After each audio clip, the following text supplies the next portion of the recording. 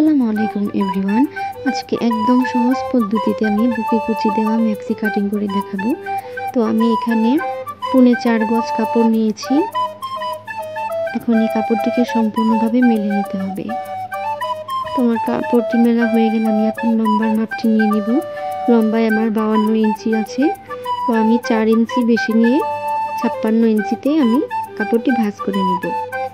4 ইঞ্চি extra নেওয়ার কারণ হচ্ছে পরে যে কুচিগুলো হবে সেই কুচির কারণে লম্বাটা এমনিতেই অনেক ছোট হয়ে যাবে।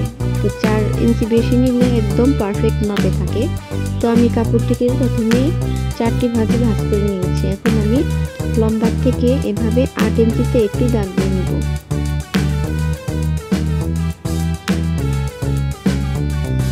সম্পূর্ণ দাগ দেওয়া হয়ে গেলে এখন আমি ওই কিনারে খোলা অংশ থেকে 3 ইঞ্চি দূরে একটি দাগ দিয়ে নিচ্ছি। এটা মূলত বগল তোলার জন্য।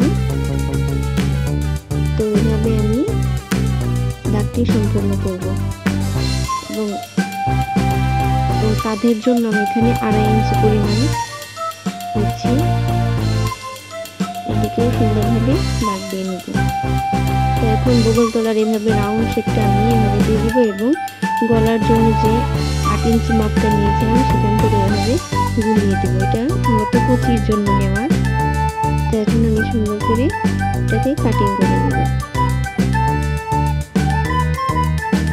এখন আমি এখানে একটু মার্ক করে নিচ্ছি, এখান থেকে কুচিটা দিতে হবে এবং নিচে যে অংশটি কেটে নেব। মেক্সি অর্ধেক কাজ শেষ হয়ে গেছে। এখন আমি গলা তৈরি করব।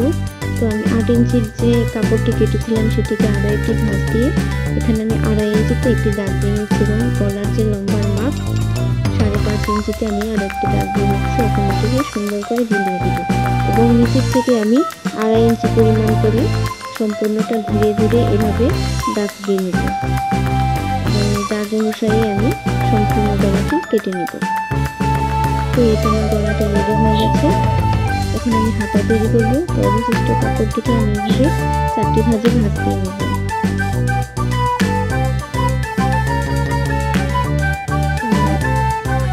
এটির লম্বা হচ্ছে 18 ইঞ্চি। তো 1 ইঞ্চি নিচে কাপড় ছেড়ে দিয়ে আমি 18.5 ইঞ্চিতে একটি দাগ দিয়ে নেব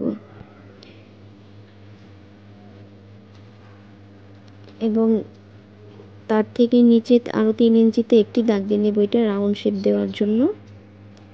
এবং আমার হাতার মুহুরা হচ্ছে 6 মানে 12। তো আমি এখানে 7 ইঞ্চিতে একটি দাগ দিয়ে নিচ্ছি এক্সট্রা 1 ইঞ্চি রেখে। এখন আমি এটিকে সুন্দর করে কাটিং করে নেব।